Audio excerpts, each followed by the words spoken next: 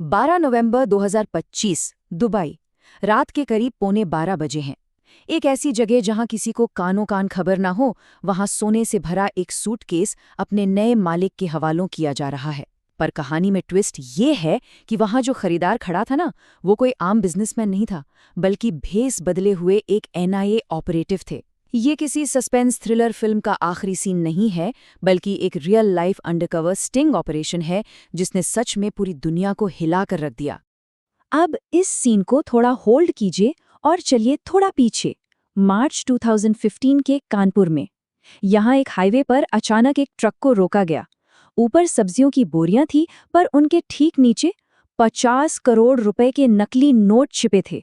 देखने में लगता है कि 2025 का दुबई का वो हवाला गोल्ड और 2015 का ये कानपुर का ट्रक बिल्कुल अलग अलग केसेस हैं, राइट? असल में ऐसा नहीं है। ये कोई अकेले अंजाम दिए गए क्राइम नहीं है। ये दोनों एक ही छुपी हुई वॉर, एक बड़ी शैडो वॉर के दो अलग अलग मोर्चे हैं। आज के इस विश्लेषण में हम इसी पूरे आर्थिक आतंकवाद के ढांचे को डीकोड करने वाले हैं। ये एक ऐसी जंग है जो सरहद पर बंदूकों से नहीं, बल्कि हमारे और आपके बाजारों में कागज के टुकड़ों से लड़ी जा रही है। Paper soldiers, dismantling the economics of terrorism. Section 1, the economic terrorism threat. आज आखिर ये आर्थिक आतंकवाद या इकोनॉमिक टेररिज्म होता क्या है? सिंपल शब्दों में कहें तो ये किसी भी देश की इकोनॉमी और वहां के नागरिकों के भरोसे को अंदर से खोखला करने की एक बहुत बड़ी साजिश होती है, जिसमें इल्लीगल फाइनेंशियल नेटवर्क्स और नकली नोटों का इस्तेमाल होता है। जरा सोचकर देखिए, एक बॉम्ब फटता है तो सड़क टूटती है, नुकसान होता है, पर जब नकली नोट मार्केट में आते हैं ना, तो वो चुपचाप पूरे देश के विश्वास को और फाइनेंशियल सिस्टम को तबाह कर देते हैं। और ये लोग कितने एडवांस थे, इसका अंदाजा इस बात से लगाइए। 2013 की एक इंटेलिजेंस रिपोर्ट ने खुलासा किया कि in behind the scenes operations को आईएसआई चला रही थी।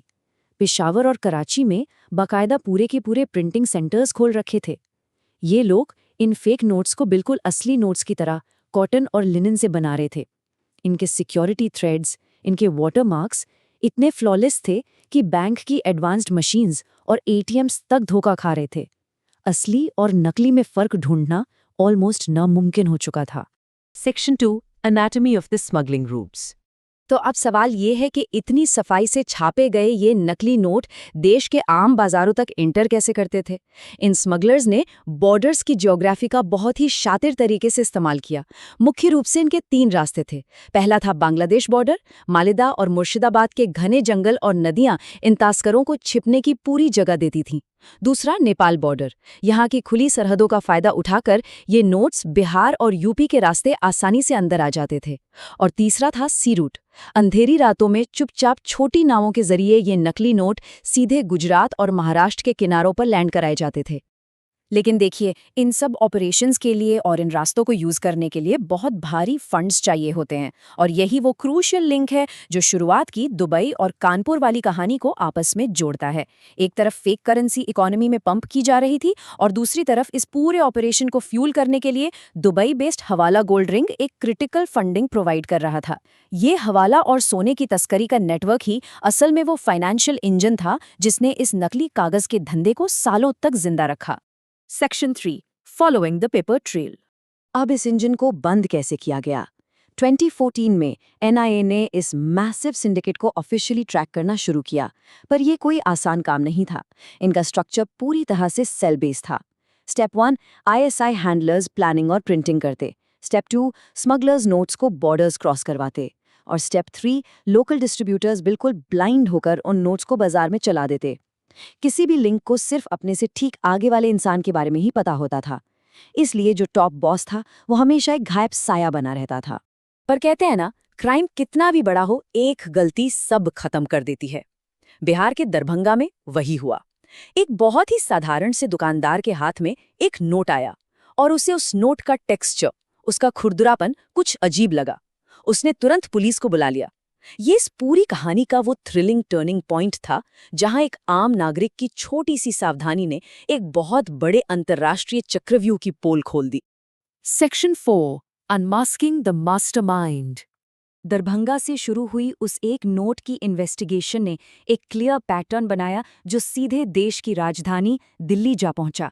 पर्दे के पीछे छिपे इस मास्टरमाइंड का नाम था अब्दुल रहमान। देखने में एकदम आम इंसान। इसका कवर क्या था? एक शांत सा इंपोर्ट एक्सपोर्ट का बिजनेस। दिल्ली के एक किराए के फ्लैट में ये इतने चुपचाप रहता था कि पड़ोसियों तक को कभी इस पे शक नहीं हुआ। पर रियलिटी में यही वो शख्स था जो हाई टेक एन्क्रिप्टेड कोड्स के जरिए आईएसआई हैंडलर्स के डायरेक्ट कांटेक्ट में था और इस नकली नोट के विशाल साम्राज्य को कंट्रोल कर रहा था। Section 5 operation clean sweep. Rahman track तो हो गया, पर टारगेट सिर्फ उसे पकड़ना नहीं था। टारगेट था इस पूरे नेटवर्क को जड़ से उखाड़ना। एक बार टाइमलाइन पर नजर डालिए। 2013 में इंटेलिजेंस रिपोर्ट्स आई, 2014 में एनआईए ने सेल स्ट्रक्चर ट्रैक किया, 2015 में 50 करोड़ का कानपुर ट्रक बस्ट हुआ, और फिर आया 2016। 2016 की डीमोनेटाइजेशन ने अचानक से इन स्मगलर्स की फाइनेंशियल कमर तोड़कर रख दी। उनका पूरा सिस्टम जाम हो गया और एनआईए को मिल गया अपना फाइनल स्ट्राइक करने का वो परफेक्ट मौका जिसका उन्हें इंतजार था। दिसंबर 2016 रात के ठीक 2 बज रहे थे।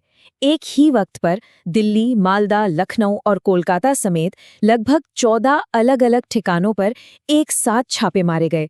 अब्दुल रहमान अपने फ्लैट से बस आखिरी मिनट पर भागने ही वाला था कि एनआईए की टीम ने उसे धर दबोचा। वहां जो सबसे अहम चीज हाथ लगी वो थी उसकी मास्टर डायरी। एक ऐसी डायरी जिसमें इस पूरे शैडो वॉर और देशद्रोह का एग्जैक्ट ब्लूप्रिंट लिखा हुआ था। ये बिल्कुल किसी मूवी के क्लाइमैक्स जैसा था। 70 करोड़ रुपए।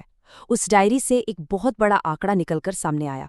पता चला कि पिछले 5 सालों में इन लोगों ने इतने अमाउंट के नकली नोट हमारे आम मार्केट में पंप कर दिए थे। जरा सोचकर देखिए, ये सिर्फ कोई नंबर नहीं है, ये किसानों का पसीना था, रिक्शा वालों की मेहनत थी और उन बुजुर्गों की पेंशन थी जिसे इन नकली कागजों ने पूरी तरह लूटा था। Section 6 the ongoing shadow war. 2019 में आखिरी कार्रवाई के तहत अब्दुल रहमान को उम्र कैद की सजा सुना दी गई। लेकिन क्या सच में कहानी यहीं खत्म हो जाती है? जैसा कि शुरुआत में हमने 2025 के उस दुबई हवाला स्टिंग में देखा था, नए चेहरे, नए नेटवर्क्स और नई टेक्नोलॉजीज लगातार इस सिस्टम में वापस आने की कोशिश कर रही हैं। तो आज का सबसे बड़ा सवाल यही है, क्या हमारा अगला कोई कैश ट्रांजैक्शन बिल्कुल अनजाने में ही सही इसी शैडो वॉर को नई रफ्तार दे रहा है? ये सिर्फ एक सवाल नहीं, बल्कि हम सबके लिए चेतावनी है। तो अगली बार जब भी कोई बड़ा कैश ट्रांजैक्शन करें, जरूर चेक करें कि नोट असली हैं या नकली, क्योंकि ये लड़ाई अभी खत्म नहीं हुई है। आज के इस विश्लेषण में बस इतना ही। सतर्क रहिए और जागरूक बनिए।